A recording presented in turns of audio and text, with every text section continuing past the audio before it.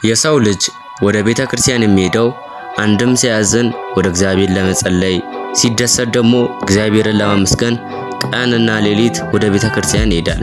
አንዳንዴም ደግሞ ንስሐ አባቱን ለማማከር፣ የሰራው ኃጢአት ካለ ለመናዘዝ ወደ ቤተ ክርስቲያን ይሄዳል። አሁን የምነግራችሁ ታሪክ ግን ከሁሉም ለየት ያለ ነው። አንድ የህፃን ልጅ ብላቴና ወደ ቤተ ክርስቲያን በሄደ ሰዓት በአገልጋዩና በሌሎች ግብረ ሰዶሚያን ጾታዊ ጥቃት ይደርስበታል። ይህንንም አንድ ላይ እናያለን። እስከ መጨረሻው ቆዩ። ይህ ታሪክ ሊያስገርማችሁና ሊያስደንቃችሁ ይችላል። ምክንያቱም እኛ የምናውቀው እናንተ የምታውቁት ግብረ ሰዶሚያን በሌላ ቦታ የሚፈጽሙ እንጂ በቤተ ክርስቲያንና በአምልኮ ቦታዎች እንዲሁም በመስጊዶች እንደዚህ ተግባራትን የሚፈጽሙ አይደሉም ብላችሁ ነው የምታስቡት። ግን ይሄ እውነተኛ ታሪክ ነው። ሰላም የቻናሉ ቤተሰቦች፣ ቻናሉን ላይክ ከማድረግ ጀምሩ። ሰብስክራይብ እና ደውሏን መጫንም እንዳረሱ። ቪዲዮ ስለሚጠቅማችሁ እስከ መጨረሻው ተከታተሉኝ፣ አብራችሁን ቆዩ። ጊዜው በ1980ዎቹ በካናዳ ሀገር አንድ የቀድሞ የክርስቲያን ቤተክርስቲያን አገልጋይ በካናዳ አንድ ልጅ በጾታዊ ጥቃት እንደፈጸመ ለቢቢሲ የተናገሩት ሰው ካመኑ ከሁለት ዓመት በኋላ አሁንም ነፃ ናቸው ተባለ። ሮበርት ኮርፊልድ በቢቢሲ ሲገናኙት በ1980ዎቹ ማይክል ሃቪት የተባለ አንድ ልጅ በጾታዊ ጥቃት እንደፈጸመ አምነዋል። ኮርፊልድ በቤተ ክርስቲያኑ ውስጥ የጾታዊ ጥቃትን ለመዘገብ በተዘጋጀ የስልክ መስመር ላይ ከተሰጡት ከ1100 በላይ ስሞች አንዱ ሲሆን ይህ ስም ይፋዊ ስም የለውም። ነገር ግን ብዙ ጊዜ እውነት ወይም ሁለት በሁለት ይባላሉ። ቢቢሲ ምርመራውን በ2004 መጀመሪያ ላይ ካሳተመ ከአንድ ወር ገደማ በኋላ በቤተ ክርስቲያኑ ላይ ምርመራ ጀምረዋል። ነገር ግን ኮርፊልድ መርማሪዎቹ ከአንድ ዓመት በፊት መተውት እንደነበር ቢነገሩም በአሜሪካ ሞንታና ግዛት ነፃ ሆኖ ቀጥለዋል። አሁን ሚካኤልን በጾታዊ ጥቃት እንደተፈጸመበት የሚናገር አንድ ሰው አነጋግረናል።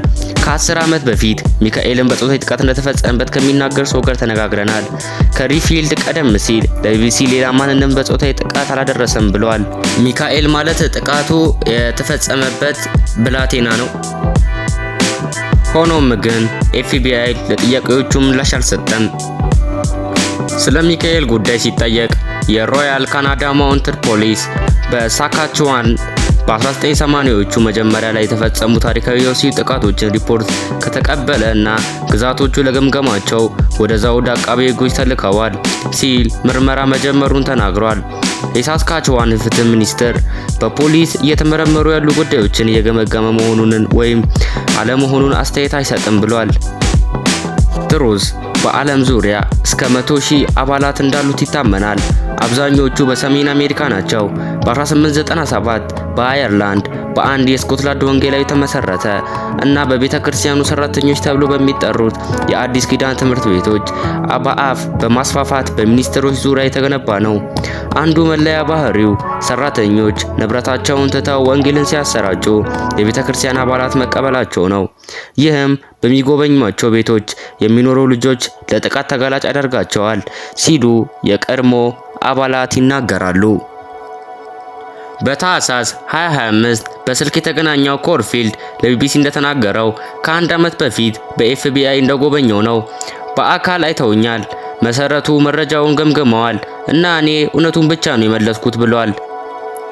አሁን 57 ዓመቱ የሆነውን ሚካኤልን ከ12 ዓመቱ ጀምሮ ለ6 ዓመታት ያህል አላግባብ እንድትጠቀምባቸው ሲጠየቅ ኮርፊልድ አዎ ሲል ከመናገሩ በፊት ከአንድ ዓመት በፊት ነበር፣ ሁሉንም ዝርዝሮች አላስታውስም ሲል መለሰ።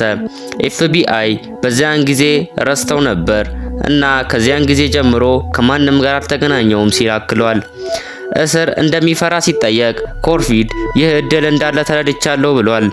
ከእንግዲህ በቤተ ክርስቲያን ስብሰባዎች ላይ አልተገኘም ሲል አክሏል። ስሙን የማንጠቅስ መብት ያለው ግን ኤድዋርድ ብለን የምንጠራው ሰው ከሪፊልድ በ1974 በካናዳ ካምፕ ጉዞ ላይ ጥቃት እንደሰነዘረበት ተናግሯል። ሮበርት በሆነ ነገር ተናደደብኝ፣ በትክክል ምን እንደሆነ አላስታውስም፣ ከዚያን ወደ ካምፕ ጠራኝ አለ። በጣም የሚያሳዝን ነገር ነው።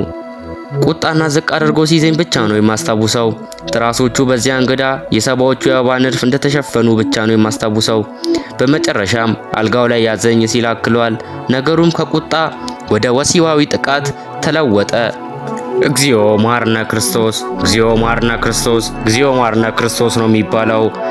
ኤድዋርድ በቤተ ክርስቲያን ስብሰባ ግቢ ውስጥ የወንዶች ቡድን ሲዋኙና ኮርፊልድ ከጭኑ በላይ ብርድ ልብስ እየለበሰ ከብርድ ልብሱ ጋር ለራሱ ተገቢ ያልሆነ ነገር ሲያደርግ ሲመለከት ያየለት ሌላ ጊዜ አስታውሷል። ኮርፊልድ በቋሚ የውበት ሁኔታ ላይ ነበር ሲል ኤድዋርድ ተናግሯል። ኮርፊልድ ምን እንዳደረገበት ለወላጆቹ ለመናገር ሞክሮ ነበር፣ ነገር ግን ከኔ እንኳን አይሰሙም አለ። በጣም ነው የሚያስገርመው ቤተሰቦች። እንዴ ቆይ አንዴ፣ በቤተ ክርስቲያኑ ውስጥ ያሉ ሰራተኞች ኃይል እምብዛም አይፈተኑም አይሰሙም ማለት ነው? አይደለም ወዳጆች። ከሮበርት ጋር የነበረኝ ሁኔታ ሲከሰት ከወላጆቼ ጋር ስለ ጉዳዩ ለመነጋገር ሞከርኩ። አንዳቸውም ቢሆኑ ከዚያ ጋር ምንም ግንኙነት የላቸውም፣ ምክንያቱም እሱ ሰባኪ ስለነበር ምንም ስህተት ማድረግ አልቻለም ሲል ኤድዋርድ ተናግሯል። ጉድ እኮ ነው ወዳጆች። አክሎም ደግሞ እንደተናገረው ቤታችን ክፍት ነበር፣ ሰራተኞቹ የቤቱን ቁልፎች ነበሯቸው ሲል አክሏል። በእግር ላይ ነበሩ። እነሱ የሞራል ካምፓስ ነበሩ። ቤተሰቡ ብቻውን የሞራል ካምፓስ አልነበረውም። ሰራተኞቹ በተናገሩት ላይ በመመስረት ትክክልና ስህተትን ብቻ ነው የሚመለከቱት። ትክክልና ስህተት የሆነውን በልብ ወይም በነፍስ በተናገረው ላይ አልነበረም። ይገርማቸዋል። ኤድዋርድ ጥቃቱን በ2024 ለአርሲኤምፒ ሪፖርት አድርጓል። ነገር ግን የአቃቤ ሕግ ቢሮ በማስረጃ እጥረት ምክንያት ጉዳዩን ክስ ለማቅረብ ፈቃደኛ አልሆነም። ኮርፊልድ ባለፈው ሳምንት ሲገናኝ ስለ ቅርብ ጊዜ የተነሱ ክሶች አስተያየት ለመስጠት ፈቃደኛ አልሆነም። ሆኖም ቢቢሲ በ2004 እና በ2005 ኮርፊልድ ለሚካኤል የላከቸውን 2 የግል ደብዳቤዎች አግኝቷል። እነዚህ ደብዳቤዎች ይቅርታ ጠይቀዋል። ቴራፒስት እያየ እንደሆነ ተናግሯል።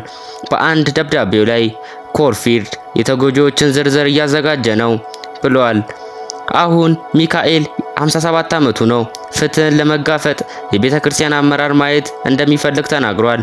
ቤተ ክርስቲያኒቱ በ2003 ከ1500 የአሁን እና የቀድሞ የኑፋቄ አባላት በዘመቻ ቡድን አድቮኬትስ ፎር ዘ ትሪፕል የተሰኘውን የስልክ መስመር ካነጋገሩ በኋላ ቀውስ ውስጥ ገብታለች። አድቮች ከዚያን ጊዜ ጀምሮ ስራቸውን አቁመዋል። ነገር ግን ተባባሪ መስራችና የግል መርማሪ ሲንቲያ ሊጊስ አሁንም የስልክ መስመሩን በ2X2 ቸርች ተጠያቂነት ስም እያስኬዱ ነው።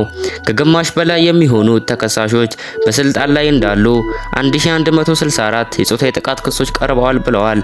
በግምት 75 ጥፋቶች እንደተፈረደባቸው ተናግራለች።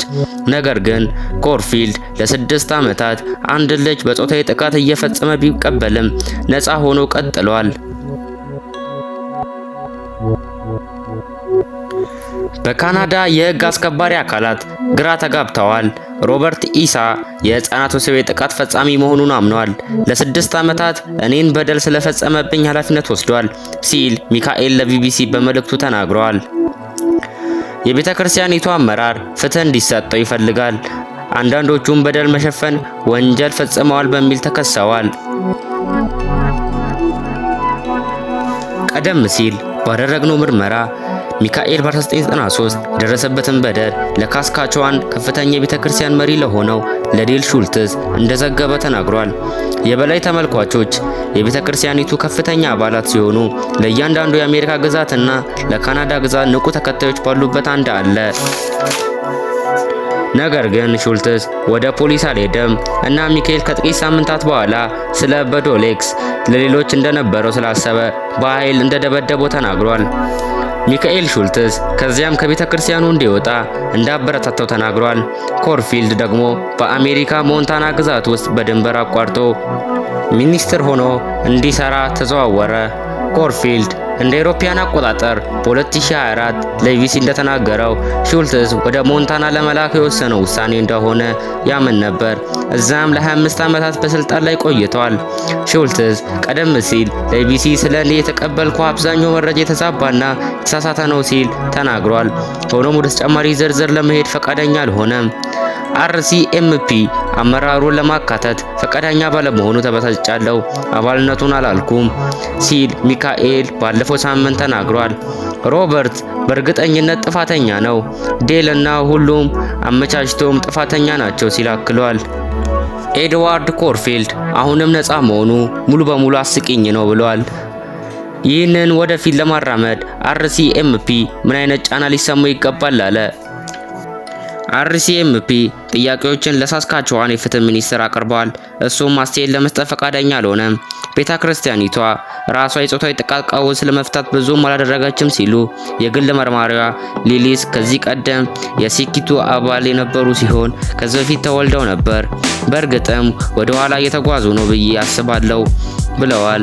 ለውጥ ለማምጣት እንሞክራለን ለማለት በወሰዷቸው ቦታዎች ላይ ገለልተኛ ሆነዋል ብዬ አስባለሁ። አንዳንድ ግዛቶች በመጀመሪያ ክርስቲያናዊ ቡድኖች የጾታዊ ጥቃቶችን እንዲያስተናግዱ የሚረዳ ድርጅቶች ቀጥረዋል ብለዋል። ነገር ግን ቤተክርስቲያኒቱ ፖሊሶችን አልተቀበለችም። እነሱም ይህ ሁሉ አስፈልገንም መጽሐፍ ቅዱስን ብቻ እንጠቀማለን አሉ። ብዙ የጾታዊ ጥቃት ፈጻሚዎች እንደገና ቤተክርስቲያን ስብሰባ ላይ ይገኛሉ ብለዋል። ሉሊስ በ1969 በአሪዞና ውስጥ አስገድዶ መድፈርን በመፈጸም እስር ቤት የገባ አንድ ሰው ሲሆን ከተለቀቀ በኋላ የቤተክርስቲያን ሽማግሌ ሆኖ ተሾመ። ከዚያም በቤተክርስቲያኑ ውስጥ ሌሎች ህፃናትን በደል ፈጸመ። ቢቢሲ አስተያየት እንዲሰጡ በርካታ የቤተክርስቲያን መርማሪዎችን አነጋግሯል። ነገር ግን ምላሽ አላገኘም። ሚስጥራዊው የክርስቲያን ቡድን ወጣት እናቶችን ልጆቻቸውን እንዲተዉ አስገደዳቸው። የፍትህ መንኮራኩሮች ለተጎጂዎች በዝግታ የተንቀሳቀሱ ቢሆንም ብዙዎች በመስመር ላይ የተገናኘ ነው። ኤክስፖዚንግ አቢዩዝ 2x2 የተባለ አንድ የፌስቡክ ቡድን ከመላው ዓለም ከ10,000 በላይ አባላት እርስ በርስ ድጋፍ ይሰጣሉ። ከ2 ዓመት በፊት ከሪፊልድ በይፋ ከተናዘዘ በኋላ ኤድዋርድ ሚካኤልን አነጋገረ። ከዚያ በኋላ ብዙም ሳይቆይ ሚካኤልን አግኝቼ ነበር እና ባለፉት ጥቂት ዓመታት ውስጥ ግንኙነታችንን ጠብቀን ግንኙነት መፍጠር ችለናል ብለዋል። እርስ በርስ እንድንተዋወቅ እኔ ከዓለም ጋር የሚለውን ስሜት ያስወግዳል። ቤተክርስቲያን ላይ እኛን እያሳየን ነው። ኤድዋርድ አሁን በቤተክርስቲያን ውስጥ ያሉትን ልምዶችን እንዲያሳልፍ ምክር እየተቀበለ ነው። የምክር ክፍለ ጊዜዎችን ለመደገፍ የምትረዳው ቤተክርስቲያን አይደለችም፣ የቀድሞ የቤተክርስቲያን አባላት ስብስብ ነች ብለዋል። ይህ ለኔ የእግዚአብሔር ስጦታ ነው ብለዋል። ስለተከታተላችሁኝ አመሰግናለሁ ተመልካቾቼ። ይህ አሳዛኝ ታሪክ በአሜሪካ እና በካናዳ ነው። በእኛ ሀገር እንዲሁም በአፍሪካ እንዲሁም በአረብ እንዲህ አይነት የተለመደ አይነት ወንጀል የለም። ቻናሉን ሰብስክራይብ፣ ላይክ እና ደውሏን ተጫኑ። አመሰግናለሁ።